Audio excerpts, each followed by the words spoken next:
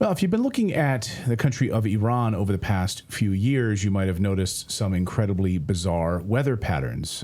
Rainfall totals plummeting by 77% in the year of 2025. All sorts of inextricably bizarre weather patterns that have been unfolding over that country over the past few years. Bizarre, intense weather over certain mountain ranges, but large drought, as the people of that country have suffered not only under these weather patterns, but under sanctions. So what is actually going on here?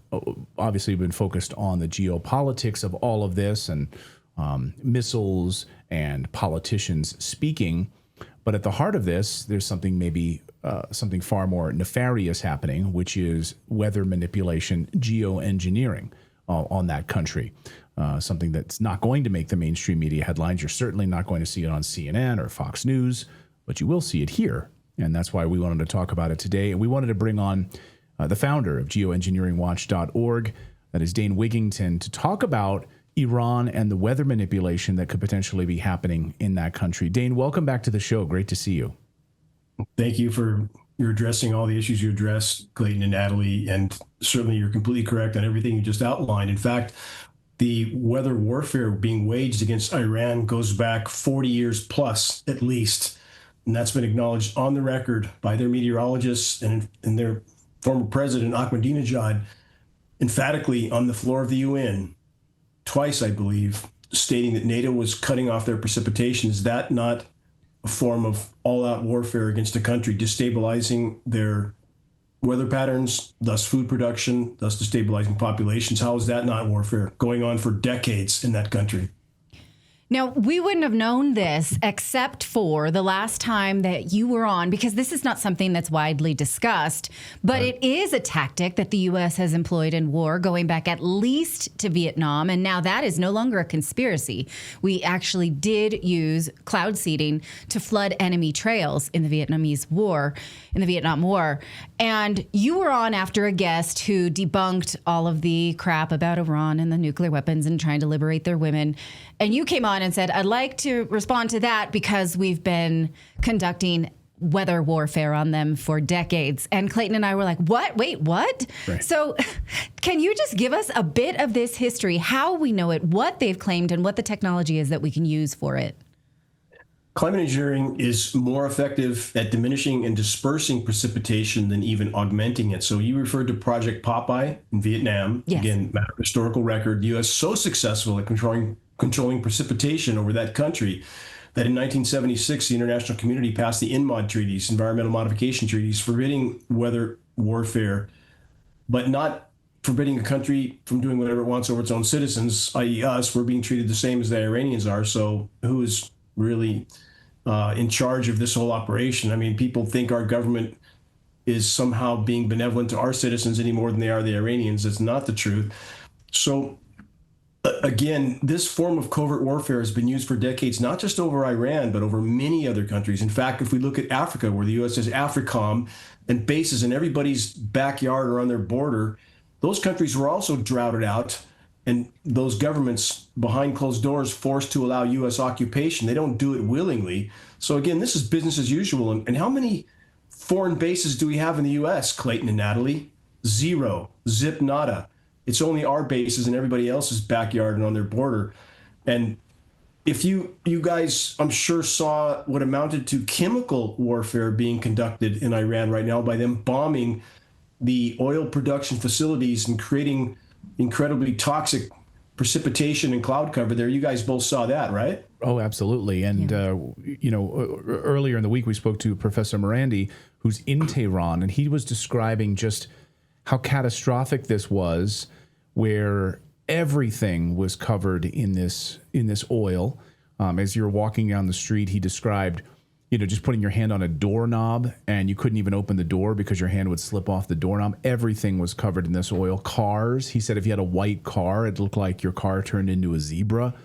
Families with children at parks, covered in oil, everything, schools, everything is just covered in this toxic oil. Think what that's doing to their human lungs.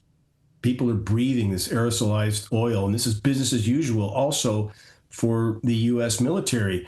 Let's go back to the nearly 700 oil wells that were torched in Kuwait and blamed on the Iraqi army. Guess who really did that?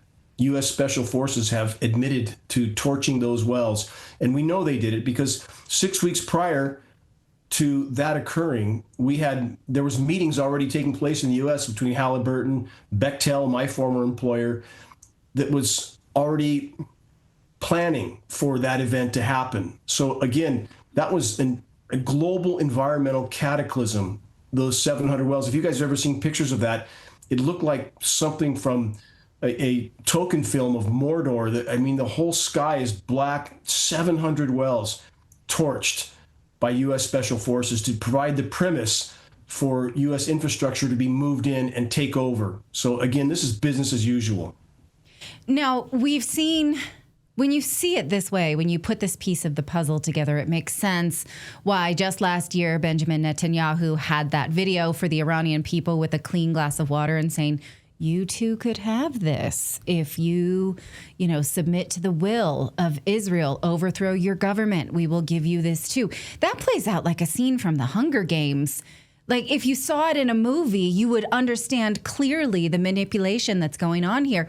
So the warfare is I'm asking this, is it inflict such severe pain in the living conditions of these people that they overthrow the government and we get to put in their new leader? Is that, you think, the tactic?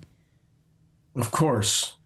And it's truly sick and twisted. And when did Benjamin Netanyahu first claim that Iran was an immediate nuclear threat?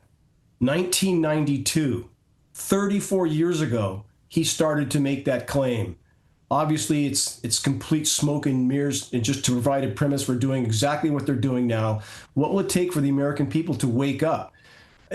From Vietnam and the Gulf of Tonkin incident, which is a historical record now, was complete fabrication, to the fact that we knew back further, World War II, that we knew that bombing raid was coming to Hawaii. Again, this is just how the system works, and Americans don't want to know the truth. They just want to watch Fox News, for example, and feed from the matrix media trough of disinformation. But again, 34 years from 1992, that's a historical record. That's when Bibi Netanyahu first started to claim that Iran was an immediate nuclear threat 34 years ago. Can you talk about maybe some of what Israel and maybe the United States collaboration on this would look like from a weather manipulation standpoint, a geoengineering standpoint? Are we talking about aircraft? Are we talking about directed energy weapons from afar, from a distance, that would have created these climate patterns in Iran? It's all the above. So, yeah, I didn't quite finish on that question earlier. Climate engineering, by two primary methods, can diminish and disperse precipitation or completely cut it off. In fact, that's exactly what's going on over the western U.S. right now. Complete cutoff of precipitation. We're under a massive high-pressure heat dome. That's an ionosphere heater-induced heat dome. And that comes from installations like HAARP that can transmit, in the case of HAARP, 3.6 million watts into the electrically charged ionosphere, causes an electrical chain reaction that superheats that portion of the atmosphere. And HAARP is a directional antenna, so they can steer that in many different directions. And there's about 100 other ionosphere heaters of different designs around the world. So they can heat that area of the atmosphere, causes the atmosphere to expand up and down. Below that's a high-pressure heat dome. That causes the upper level wind currents and thus the moisture patterns to rotate clockwise around that heat dome. So right now we have, in the coming week, we're going to have record obliterating heat in the West. This is summertime heat wave. There's heat wave warnings being issued right now for the next week to 10 days in parts of the U.S. West. We've never seen anything this severe before, and that not in March. And we had 106 degrees in Texas in February, by the way. And so that moisture is rotated clockwise around that high pressure heat dome, and the moisture is chemically nucleated. So they're cooling off Alaska, they're cooling off part of the Arctic in an attempt to hide what's happening there. And all this chemical cool down makes the overall superheating of the planet worse, not better. And then that moisture is steered back down into the U.S., Clayton and Natali. So they're cooling off the eastern U.S., the most populated portion of the U.S., and literally baking the western U.S. Think about that. Well, we have a rather, we're supposed to be getting 80-degree temperatures over the past few days in Colorado. In the mid 80s. It's unbelievable, like what we've seen. And we saw 70 degrees, and then the next day we got 10 inches of snow. People in their shorts and t-shirts. The next day, 10 inches of snow. Absolutely crazy, these patterns that we've been seeing. That's chemical ice nucleation, and that is 100% weather modification. And it's unfortunate that even some that claim to be in the fight to stop climate engineering are towing the exact narrative that the controllers and the climate engineers want when they engineer these chemical cool downs, that somehow that's some sign of global warming being a hoax or global cooling. No, it's 100% climate engineering that's creating that. And in fact, it is by that method of those chemical cool downs when they've created blizzards in New Orleans on January 21st of last year. You guys remember that probably, right? Right. Right. Blizzard New Orleans, blizzard Gulf Coast, and what didn't they tell us while it was snowing on the Gulf Coast? Oh yeah, it was above freezing and raining throughout the Arctic, Alaska, Greenland, Iceland, Siberia, above freezing and raining while it was a blizzard in New Orleans. So again, let's look here, don't look there. This covert weapon is the crown jewel weapon of the military-industrial complex. Again, not just with Iran. Iran's been a target for so very long, and it doesn't make the news. You're right. It wasn't for voices like yours, Clayton, and yours, Natali, nobody would hear about this. And I wonder why they don't like us very much over there when we've been doing this for decades to them. And for the record, Iran hasn't invaded anybody else for 250 plus years. In the last 100 years, the U.S. military has invaded, destabilized, and or occupied about 100 countries. Who's the aggressor in this equation? Right. Right. And so, given that we did not listen to these warnings from world leaders in the last 2 decades, now it stands to reason that that pressure could be placed on us. And what do you think is the political advantage of making us in the United States suffer in the same way? Well, again, those in power clearly don't care any more about Americans than they do the Iranians or the Palestinians or anybody else. We're very expendable. If you look at presentations I did going back well over a decade, engineered drought catastrophe, target California. Every bit of data I presented in that presentation, again, well over a decade ago, is more relevant today than ever before. If we look at scenarios like the Palisades wildfire or the Lahaina wildfire, those events are absolutely inseparable from climate intervention operations. We have a U.S. military document titled Forest Fires as a Military Weapon, and we've posted that at geoengineeringwatch.org, and 140-page U.S. military document outlining exactly the kind of sometimes years-long preparation of a region to burn with maximum ferocity. And that's cutting off the precipitation. The fallout from climate intervention operations is an incendiary. Aluminum nanoparticles are an extremely powerful incendiary. It's used in military demolitions. So we have forest foliage, forest floors covered with this incendiary. They're setting the stage for maximum incineration. And we know that's the case in these events. Source of ignition is a separate subject completely. And in that document, and this is most damning, some 17 locations in the U.S. were named as study zones for these operations, including L.A., including Shasta County, where I live. So again, why would our military study sites within our own borders for these types of operations? And what will it take to wake the American people up to the fact that they are not just expendable, but a rapidly increasing liability to those in power? When we have Zbigniew Brzezinski, former presidential advisor, going all the way back to President Johnson, Brzezinski died in 2017, thankfully. But we have him stating on the record, and your listeners can look this up, that with today's technology, it's far easier to kill 1 million people than to control them, quote unquote, verbatim. So again, Americans need to wake the hell up. Right. This is all about population control, 100%. These people are demonic. They are Satanists. They absolutely don't care about humanity at all. When you look at maybe some of the recent atmospheric events tied to Iran specifically and this war, maybe preceding what we saw, and now, of course, there's discussions about ground operations and other things, like the idea of like softening a target and preparing it for strikes, ground operations, and otherwise. What do you see? Does anything stand out specifically? Well, certainly look at the case with Tehran.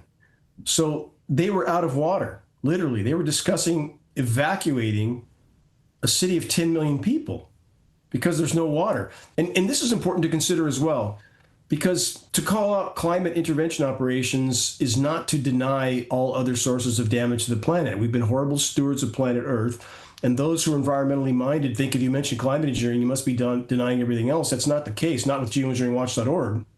We acknowledge that.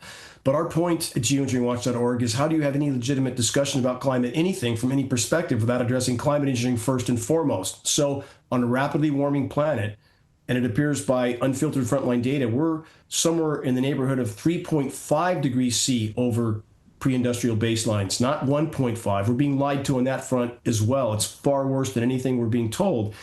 But it must rain more on a rapidly warming planet. The atmosphere holds 7% more moisture for every degree C of warming. You have to have more overall rain. If you don't, there's a factor we're not being told about, and that factor is climate engineering. So again, it's like where I live in Northern California. I moved here specifically because, based on the best science data at the time, the IPCC, Intergovernmental Panel on Climate Change, largest scientific panel ever created on any subject in human history, where I live, in the bullseye of where I live, should have been the greatest increase in precipitation based on that protracted warming. And it started that way until 05, 06. We had 105 inches of rain where I live. That's a lot. And then they cut it off.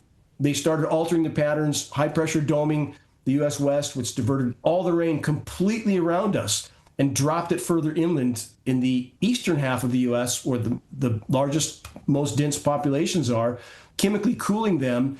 And in fact, since 2012, the eastern half of the U.S. lower 48 is the most anomalously less warm region in the entire world. That's not nature. That's climate engineering. They're pacifying the U.S. populations, confusing them and dividing them as to the true damage done to the climate, while paradoxically inflicting even more damage.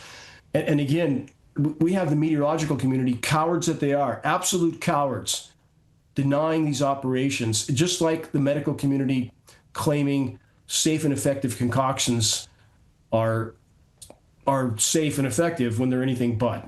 Well, it also just infuriates me about how useful the narrative is that my single-use coffee cup is destroying the planet, that it's my habits, that it's my long showers that is changing the environment, when it seems to be broad strokes by globalists instead. Like the blaming of people so that they don't notice who's doing what. What do you think about that?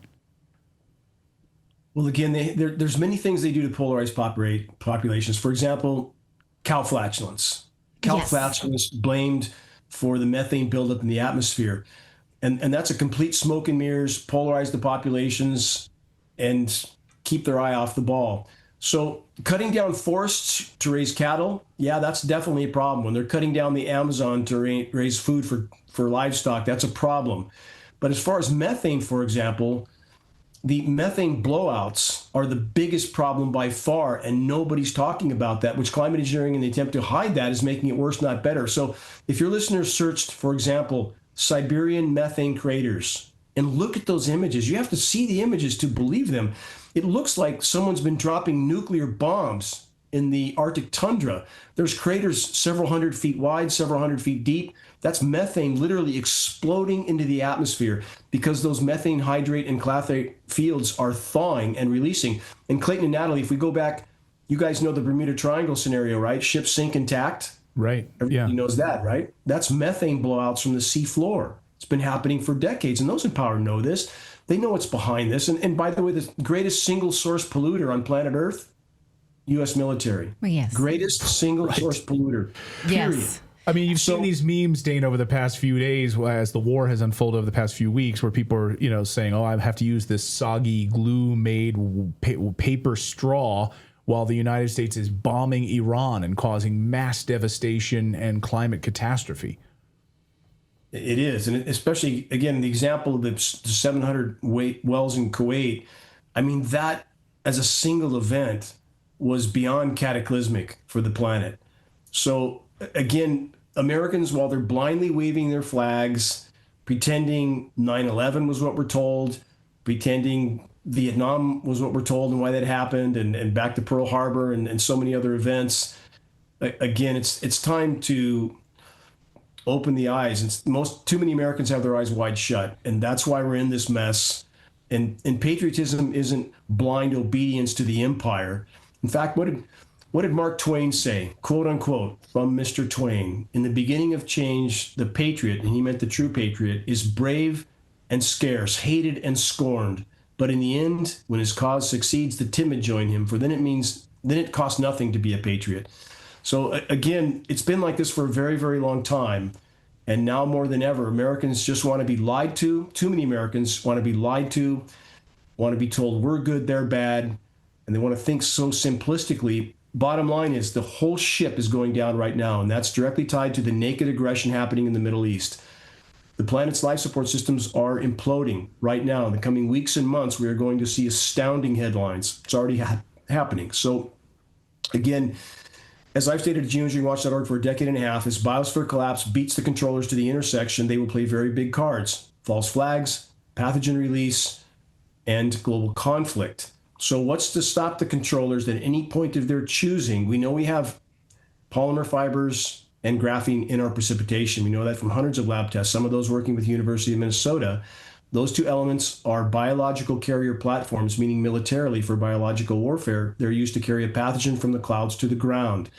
And what's to stop those in power when they feel they're truly losing control from seeding something like Marburg and Ebola and leveling the playing field? And there are some in the alt media community, and I've had these run-ins with them, who claimed, and we discussed one of those names before we got on air here, Clayton and Natali, individuals who have denied that elements like Marburg and Ebola can be aerosolized and weaponized.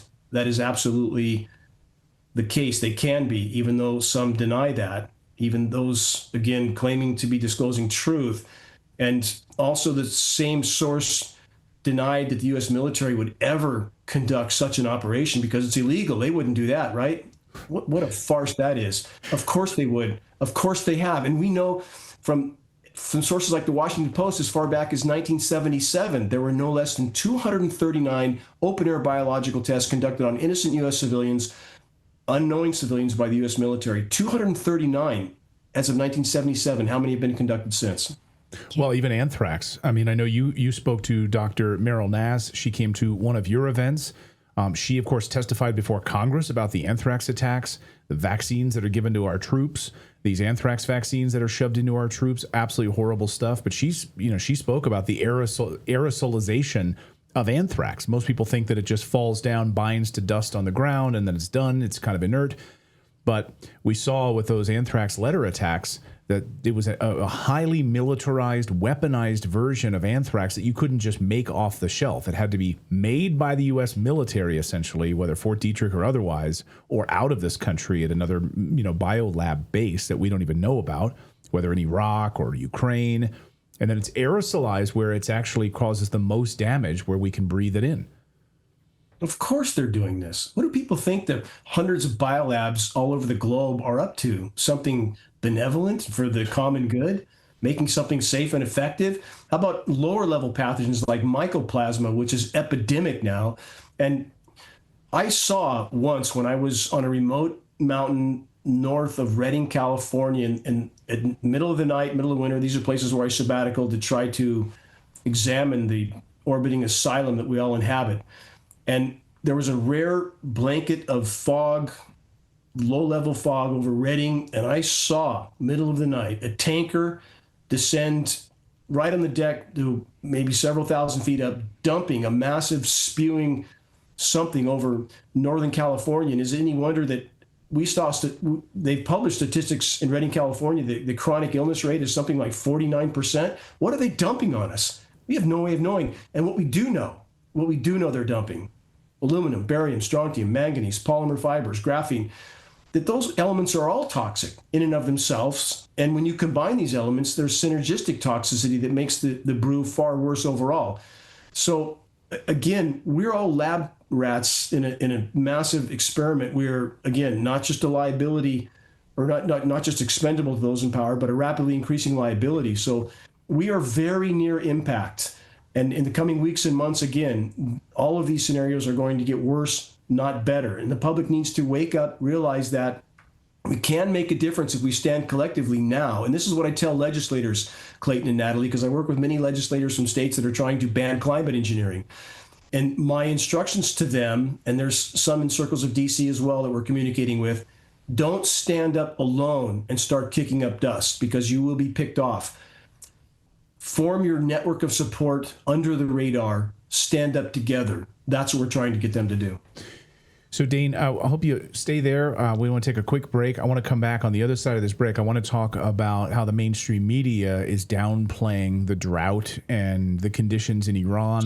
And, Forbes. They're all sort of complicit in this. So I want to talk about the mainstream media cover-up of this, how they are in many ways complicit. So Dane Wigington is our guest.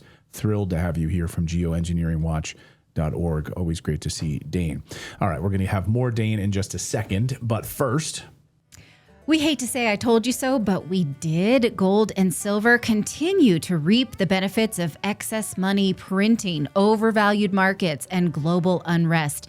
It's here, it's happening, and gold and silver have both soared to all-time highs because they hold their value like the U.S. dollar cannot and never could. I hope you've called our friends at Lear Capital to buy some, but if you didn't, it's not too late. Experts are predicting even higher prices ahead, driven, of course, by war economy, geopolitical uncertainty, inflation, and in fact, some are forecasting that gold could even hit up to $5,000, $6,000 an ounce, silver potentially reaching $150 an ounce. That's why you see banks and investors moving out of the dollar and into gold and silver. And in fact, Morgan Stanley changed their 60-40 portfolio strategy to 60-20-20. That includes 20% in precious metals. That is huge. So you need to call our friends at Lear or go to LearRedacted.com. You can get your free investor guide. You can call them, ask any question that you need. No question is too simple. They will stay on the phone and teach you all the asset classes, how you can get started, what assets you can use to get started. This is something we have done, and we're extremely happy with our investments in metals. So go to LearRedacted.com. All right, we are back with the great Dane Wigington from geoengineeringwatch.org. And Dane, I wanted to talk to you about the media's cover-up of this. Here's just like an example. Forbes magazine here. Take a look at Forbes. Iran's rain clouds aren't being stolen, but its drought is worsening. So basically, they're running cover for this idea that, of course, their rain clouds are being stolen. Of course, the weather is being manipulated over Iran. Down 89% this past year. Iran's meteorological organization said rainfall had decreased 89% this year compared with their normal averages, 89%. And so Forbes, the mainstream media, running cover for this. They're not having their clouds stolen. Yeah, it's truly criminal. We need to reach the proverbial pitchforks and torches moment. If Americans really care about what's being done to not just other people around the world, but us here. We have the same overall scenario happening here, Clayton and Natali. I'm not sure if you know this, but the Western North American snowpack is all-time record low right now. And even worse, that snowpack, much of it chemically nucleated, will sublimate. Much of it will sublimate. And that's what a chemically nucleated element does. It converts from a solid to a gas. Much of it bypasses the liquid phase. So the meager amount of snow that is in western U.S. mountains is not going to create the runoff that it should have or would have if it wasn't chemically nucleated. Now we have 40 million people in the U.S. Southwest that are going to be high and dry in a few months. We have the two biggest reservoirs in the U.S. I'll bounce back to Iran in a moment. Give me 1 minute. I want to paint the picture that those in power don't have any more regard for Americans than they do the Iranians. So we have the two biggest reservoirs in the U.S., Lake Powell and Lake Mead, are near dead pool right now. They're down to about 30% capacity, but it's worse than that because those basins have been sedimented in. In fact, so much sediment that it's about 8 or 9% of a full pool, which means a full lake. When you're down to 30%, that's about half the remaining basin is full of sediment. So there's far less water there than even they're telling us. So Matrix media is lying on every front about what's happening in other countries, about what's happening here. Matrix media serves the manipulators of the Matrix and no one else. And when will the public hold them accountable?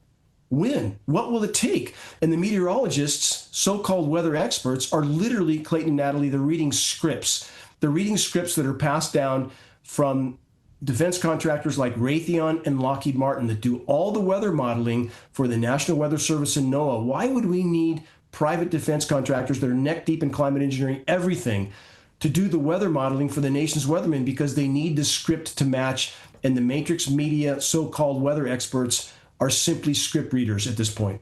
So I want to play a clip for you now. This is Kamala Harris, vice president of the she was running for vice president of the United States, I believe, and she talked about she was wearing a COVID mask at the time, and she was talking about how the real next war is over water. Listen.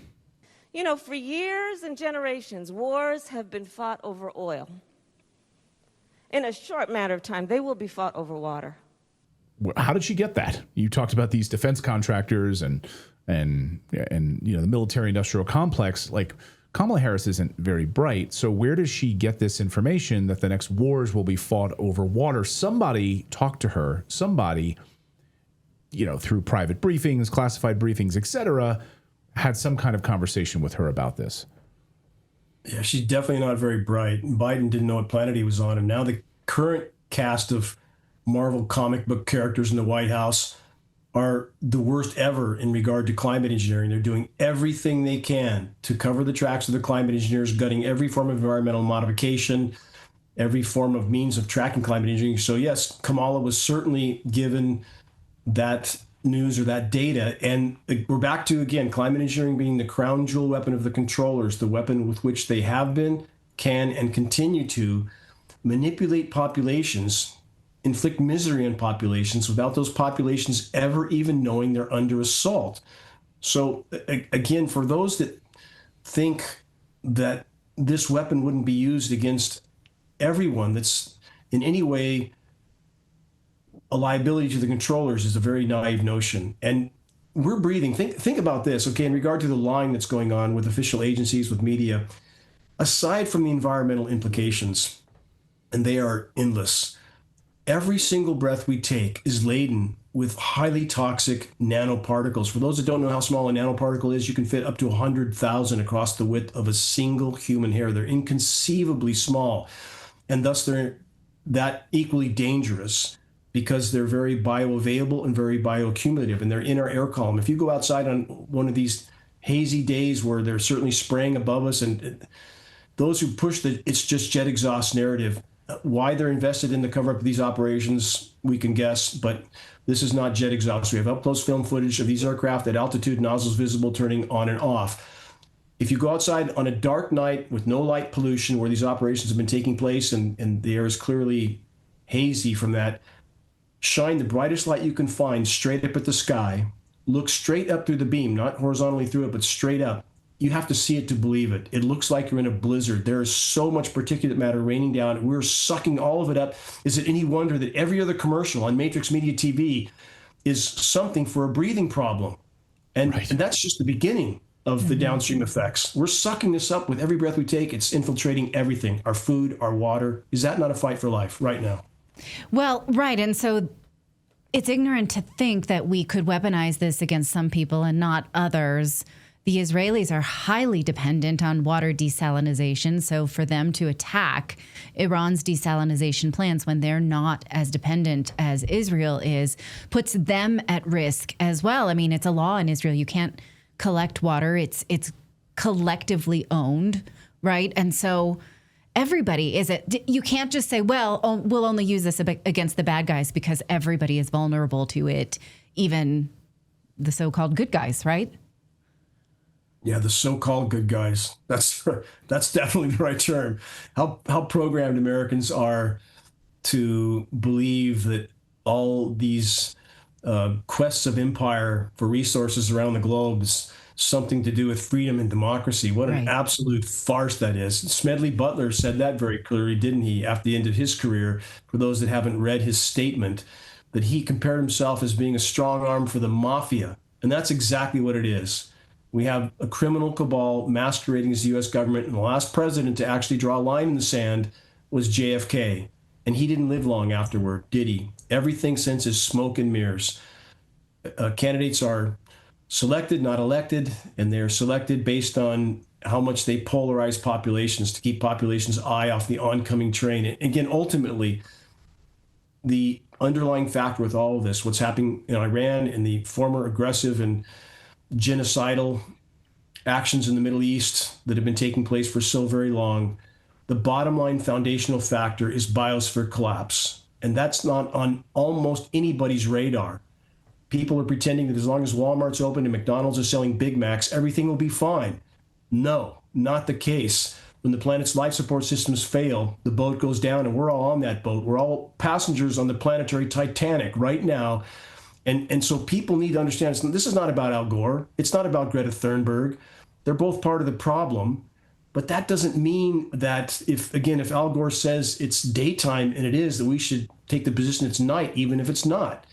We have a very real problem. U.S. military, again, huge part of that problem, largest single source polluter. And it's a complex equation, and we're trying to build bridges at geoengineeringwatch.org and not burn them. So we should definitely acknowledge we've been very poor stewards of the planet. Those in power know this because they've set this paradigm up. So it's not a this or that equation. It's an all of the above. But again, everybody from every side of the fence should agree that we can't have any legitimate discussion on climate anything without first and foremost addressing the ongoing climate engineering, aka weather, chemical, and biological warfare in our skies, which is literally tearing apart the planet's remaining life support systems and contaminating virtually everything in the process. I want to go back to, I think we maybe might have cut you off, or I cut you off to opine about Kamala Harris, but you were talking about the reservoirs in the United States down to about 30%. Well, in Iran, those reservoirs, a number of those reservoirs are below 3%. Virtually nothing there in those reservoirs. So I didn't mean to cut you off, but I think you were going to talk about the Iranian drought and the reservoir, maybe sedimentation and other things in Iran. Well, yeah, you have the sedimentation there as well as here. So again, when you're at 3%, you're done. You have a mud hole left. And this has been done in sub-Saharan African countries as well. But how do Americans not see that as being ongoing all-out warfare against a sovereign nation? I mean, cutting off their precipitation. So, and we're about to face the same here, Clayton and Natali. Again, 40 million people in the U.S. Southwest are about to face what Tehran is already facing. And we have bigger problems than this even that will manifest in very existential threat ways very soon. The planet's natural cloud production processes are being wiped out. Climate engineering is the single greatest source of that. So what we're seeing now is a lack of natural cumulus cloud cover in exchange for toxic sprayed aerosol cloud cover. And that's a very dark harbinger indeed. In fact, the darkness, I just wanted to say, we just kind of got updates on that toxic cloud that was over Iran in the past week, that oil cloud, the black rain that was pouring down, and it moved into Asia.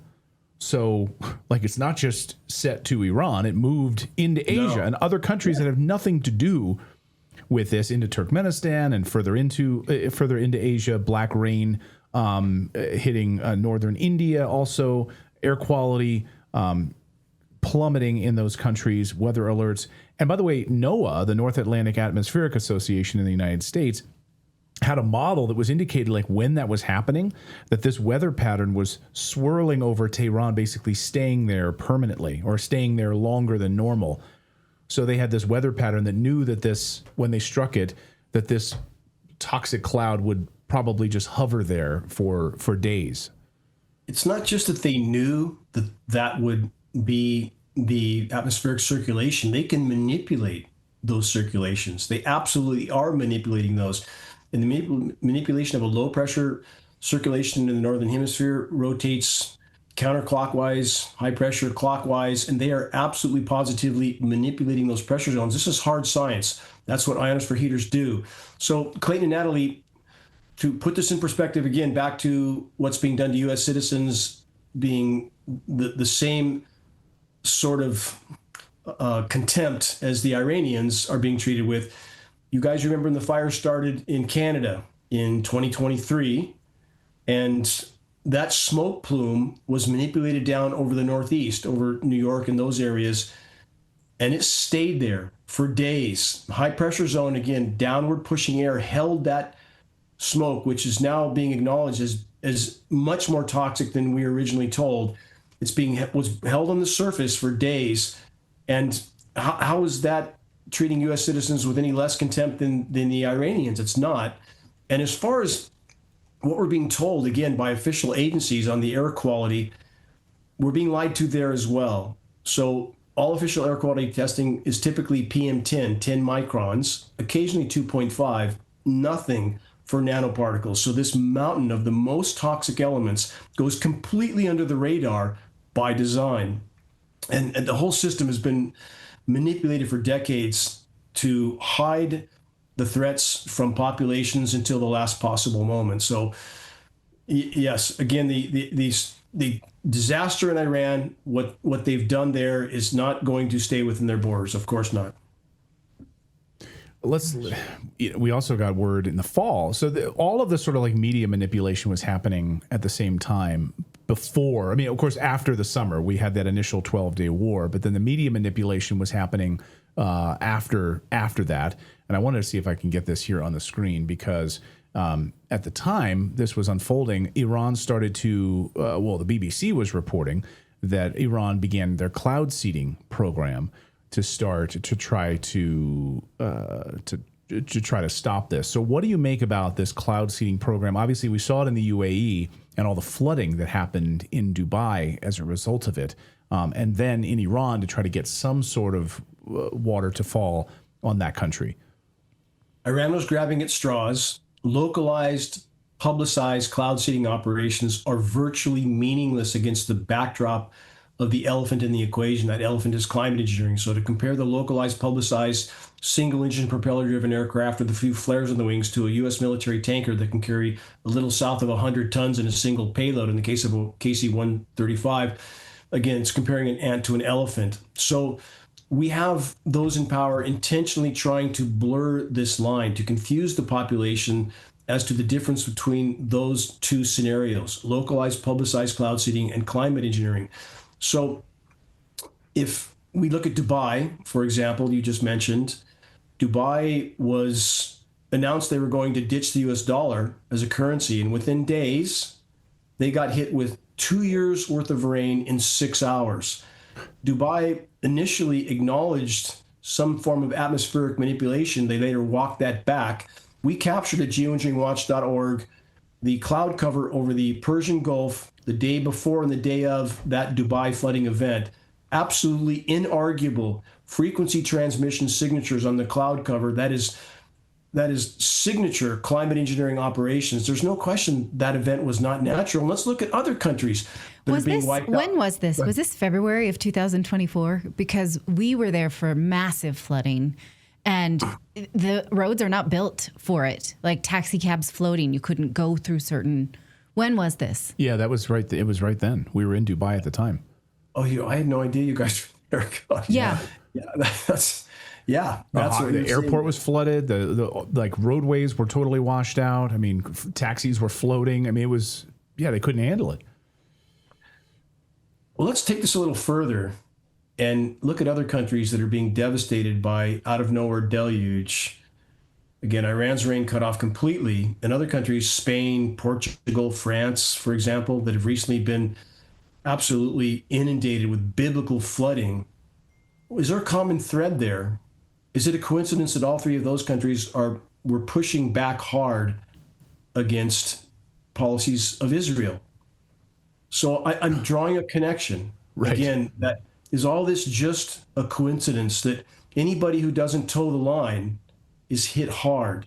Is it a coincidence that the U.S. military has openly acknowledged, and again, the U.S. military from every direction, the U.S. period seems to be the dog being wagged by the tail in the Middle East. But U.S. military has openly acknowledged its desire to own the weather by 2025. You hear people ask us sometimes at geoengineeringwatch.org, well, why would anybody want to control the weather? That's really a naive question. Why in the world wouldn't they want to have this weapon of power and control, again, with which they can bring populations to their knees and then blame nature. Of course, this is their crown jewel weapon.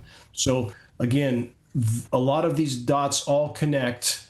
Let's look at the hurricane that wiped out Haiti, or Jamaica, excuse me. Haiti got hit hard too earlier. They have resources in Haiti, trace minerals. Jamaica got hit with the hardest Atlantic landfall ever in recorded history. Is it a coincidence that there's rare earth minerals there? So again, this is business as usual, and the American population needs to wake up to that fact, because these weapons are being used against us as well as other countries. You guys remember Hurricane Helene? Mm-hmm. And where it hit North Carolina? Is it a coincidence that the lithium mine there had contracts with the Pentagon? We had residents that would not cooperate with what needed to be done there. Is all this just coincidence? No, I think not. No, and then as Natalie pointed out earlier, Benjamin Netanyahu swirls a fresh, clean glass of water and swigs it. And yeah, sick. That's what these Satanists do. That's what these demons do. All right. Well, Dane Wigington, always great to see you. For people that want to dive more deeply into this, because the mainstream, as you point out, the matrix media is not covering this. You can dive more deeply into this at geoengineeringwatch.org. And your incredible work. I mean, every time we have you on the show, people just want to, thank heavens that you're doing the work that you're doing. So thank you so much, Dane. A same gratitude to you and Natalie. You two do an exceptional job of credibly putting out data on a massive scale. We're immensely grateful to you. And again, if we sharing a link to the dimming, which people can do for free from their home computer, the dimming is the best one-stop A to Z on this issue. That documentary's had 26 million plus views on YouTube in spite of social media censorship. Again, the proof of climate engineering is there. So with one simple act, people can send out a flaming arrow of awareness to all those that need to wake up and look up. So thank you for your help in this all-important battle to sound the alarm on what's taking place in our skies. I appreciate it, Dane. Yeah, I had a friend the other day who didn't even know that my connection with you or our show's connection with you, and he just randomly said, "Have you ever seen that documentary called The Dimming?" And I was like, yeah, you've got it. So I love that you've reached the masses on this. Dane, thank you so much for your incredible work. Thanks to both of you. Appreciate it.